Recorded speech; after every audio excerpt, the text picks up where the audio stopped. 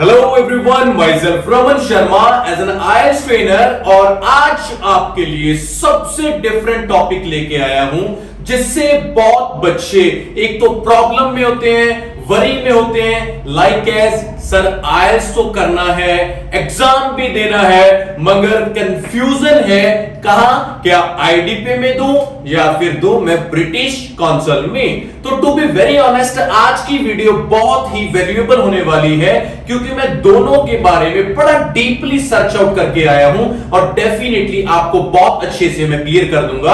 आज की वीडियो के बाद आपकी ये टेंशन तो दूर हो जाएगी कि सर क्या करें और क्या ना करें। So without wasting a time शुरू करते हैं कि जो आईएएस का टेस्ट है, सबको पता है कि इसकी फुल फॉर्म क्या होती है, international English language testing system. ये किसके अंडर आता है? ये आता है कैम्ब्रिज यूनिवर्सिटी के अंडर।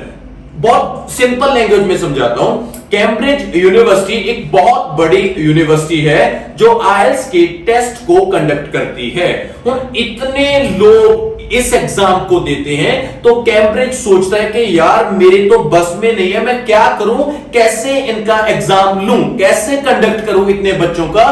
तो उसी के लिए कैम्ब्रिज ने क्या माइंड में सेटअप किया, उसने दो ऑर्गेनाइजेशन के साथ किया टाई अप कि हां मैं हूं आपके पीछे खड़ा हूं और आप जाइए और लेके आइए एग्जाम्स। मतलब क्या हो गया, उन्होंने दो कंपनीज में एग्जाम को बांट दिया। दो कंपनीज कौन कौन सी हैं? फर्स्ट इज कॉल्ड आईडीपी और second is called British council. और आईडीपी की जो फुल फॉर्म होती है वो होती है इंटरनेशनल डेवलपमेंट प्रोग्राम। और ये कहां से, मतलब कि बिलोंग कहां से करता है IDP? That is called Melbourne Australia. और जो ब्रिटिश काउंसिल है ये बिलोंग करता है यूके लंदन से।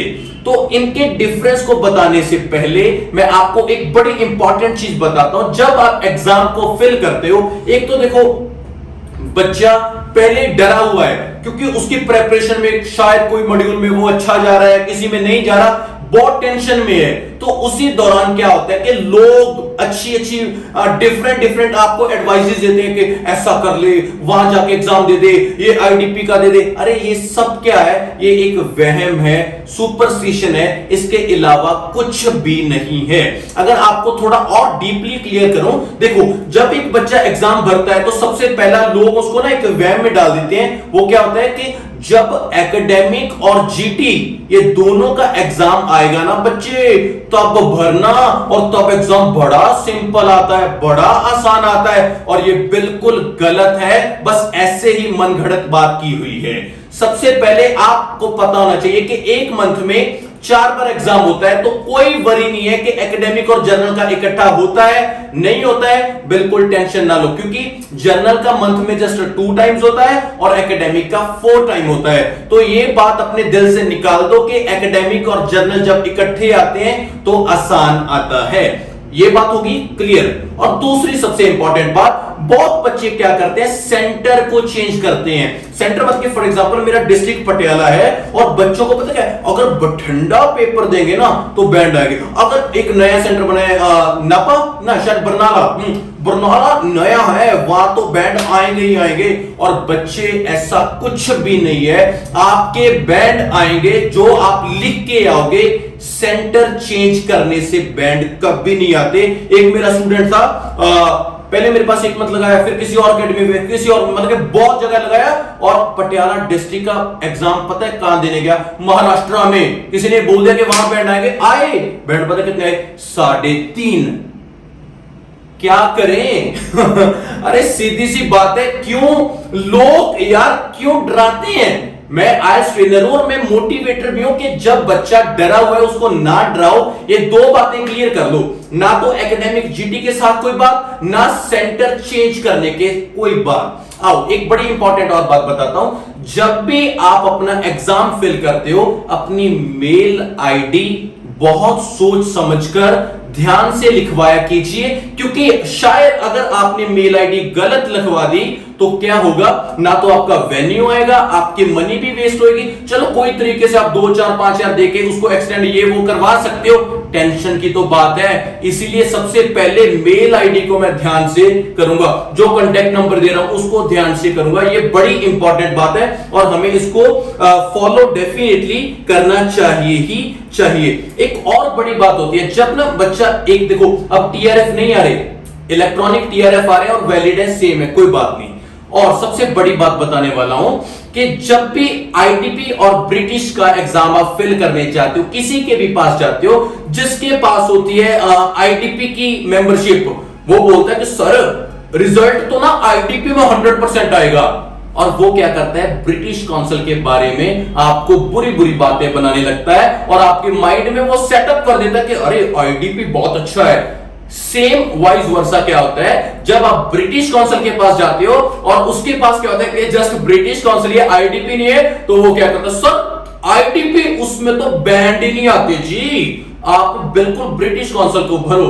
और इसीलिए मैंने दोनों की मेंबरशिप ली हुई है, मेरे पास आईडीपी भी है, मेरे पास ब्रिटिश काउंसिल भी है, और मैं बच्चे को फ्री हैंड करता हूं कि तू बता बच्चे किस में जाना है, क्योंकि ये दोनों ऑर्गेनाइजेशंस हैं, इसके अलावा कुछ भी नहीं है। क्योंकि पता क्या लोगों की मिथ क्या होती है, किसी ने ब्रिटिश काउंसिल में एग्जाम दिया, रिजल्ट नहीं आया, अगली बार उसने आईडीपी में एग्जाम दिया, उसके बैंड आ गए, वो कम से कम 10 और 15 लोगों को बताएगा कि आईडीपी बेस्ट है, इसमें बैंड आते हैं, ब्रिटिश में नहीं आते। सेम वही दूसरी बात, अगर किसी ने आईडीपी में दिया, बैंड नहीं आए, ब्रिटिश में दिया, आ गए, तो उसके लिए वो भगवान हो गया। तो बात ऐसी है कि बैंड आते हैं जो आप एग्जाम में लिख के आते हो, इसके अलावा कुछ भी नहीं है। और एक बात बड़ी बताता हूं, सेम फॉर्मेट है, सेम टेस्ट है, सेम डे है, सेम क्वेश्चंस हैं, और जो क्वेश्चन पेपर आता है वो भी सेम होता है, पैटर्न सेम होता है, बैंड स्कोर को देने का तरीका भी सेम है। अरे भाई फर्क कहां है, कुछ भी नहीं है, बस दो बंदे काम कर रहे हैं, या आप इसके थ्रू जाओ, आप इसके थ्रू जाओ, जाओगे आप कैम्ब्रिज के पास। हाँ, एक छोटी सी बात का फर्क हो जाता है जब आप स्पीकिंग टेस्ट देते हो, क्योंकि स्पीकिंग में कई बार क्या होता है, यूके से लंदन वाला एक्सेंट आता है जो ब्रिटिश काउंसिल्स हैं, और कई बार क्या होता है जो आईडीपी हैं उनका मेलबर्न के साथ आता है, क्योंकि जो एग्जामिनर्स होते हैं ना वो डिफरेंट कंट्रीज से आते हैं, ऑस्ट्रेलिया से, यूके से, आयरलैंड से, अलग अलग कंट्री से वो हायर करते हैं और वो आपकी स्पीकिंग को कंडक्ट करते हैं, और मोर देन 100 कंट्रीज में आईएलटीएस का एग्जाम होता है। हाँ, एक बात और बता दूं, जैसे पूरा इंडिया, इसमें एक ही एग्जाम आएगा और पूरे इंडिया में एक ही आएगा। ऐसा नहीं है ना कि आप सोचो कि सब पूरे वर्ल्ड में एक ही आएगा, फिर तो क्या होगा कि इंडिया वाले ने एग्जाम दिया और कनाडा तो अभी रात है ना, आपने एग्जाम दिया और वो रात को जाग रहे हैं, अरे बता मेरे को क्या क्या आया, बस वही याद करके चला जाऊंगा। क्या होता है, कंट्री वाइज टाइम का जो इश्यू होता है ना, उसके हिसाब से एग्जाम है जो वो चेंज होकर आता है, किसी दूसरी कंट्री का दूसरी कंट्री के साथ कभी भी एग्जाम मैच नहीं करता। और एक बड़ी बात, बहुत बच्चे कंफ्यूज होते हैं जो कनाडा से ना, उनका ये बहुत सवाल होता है कि सर कंप्यूटर बेस्ड होता है और एक होता है पेन बेस्ड, फर्क बता दो थोड़ा, जा बता देता हूं। देखो, कंप्यूटर बेस्ड और पेन बेस्ड, ये आईटीपी और ब्रिटिश काउंसिल ने दिसंबर 2017 में इशू किया था 20 कंट्रीज में से।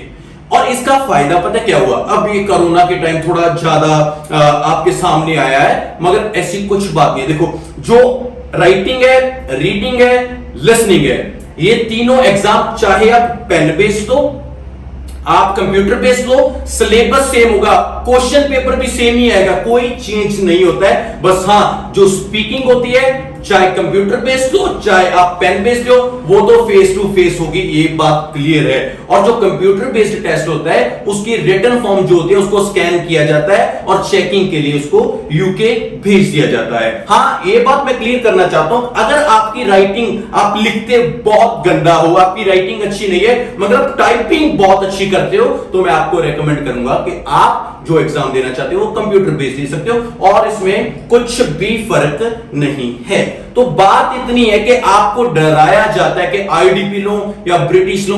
बच्चे, मेरा एक्सपीरियंस, मेरे को पढ़ाते कम से कम 7 और 8 इयर्स हो गए आईएलटीएस को, मेरा एक्सपीरियंस बस ये बात करता है, मैं आईडीपी में भी मैंने पेपर दिया और ब्रिटिश में भी, और वो स्कोर आया है जो मैंने अपना मन मर्जी का चाहा, दैट्स इट। और ये सबसे इंपॉर्टेंट बात है कि आप अपनी चॉइस से एग्जाम देके हो, चाहे आईडीपी में चाहे ब्रिटिश में, और डरने का नहीं। और एक इंपॉर्टेंट बात, इससे अलग बात आपको बता देता हूं कि किसी किसी बच्चे की क्या होता है, 6 बैंड 666 आ गए और एक में आ गए 5.5 और वो चाहता है रीवैल्यूएशन। और आपको ये बात क्लियर कर देता हूं बच्चे, रीडिंग और लिसनिंग, इसकी अब चाहे रिवैल्यूएशन करवा लो आपका स्कोर नहीं बढ़ेगा, ये क्लियर बात है, क्योंकि वो तो कंप्यूटर बेस्ड चेकिंग होती है और उसमें गलती की तो गुंजाइश ही नहीं है। हां, आप राइटिंग और स्पीकिंग में अगर आप रिवैल्यूएट करते हो तो उसका रिजल्ट भी आपको 1 मंथ एंड 2 मंथ के अंडर आ जाता है, जिसकी फीस कम से कम मेरे ख्याल से 9,000 से 10,000 है। और अगर आपके रिजल्ट में चाहे हाफ बैंड बढ़ा चाहे हाफ बैंड घटा, आपकी फीस जो रिफंडेबल होती है, अगर आपका बैंड नहीं बढ़ा तो आपकी कोई भी फीस रिफंड नहीं होती। सो रिवैल्यूएट करते समय बहुत ध्यान से सोचिए, अगर आपको लगता है कि एग्जाम अच्छा हुआ था तब भी रिवैल्यूएट कीजिए, अदरवाइज टाइम भी वेस्ट होगा और 10,000 भी जाएंगे। सो आज की वीडियो में मैं उम्मीद करूंगा कि जितनी बातें आपको एग्जाम देने के लिए बताई हैं इनको फॉलो कीजिए और एग्जाम में अच्छे अच्छे बैंड स्कोर लेके आइए। मेरी दुआएं आप लोगों के साथ हैं। Love you, take care, goodbye. Raman Sharma.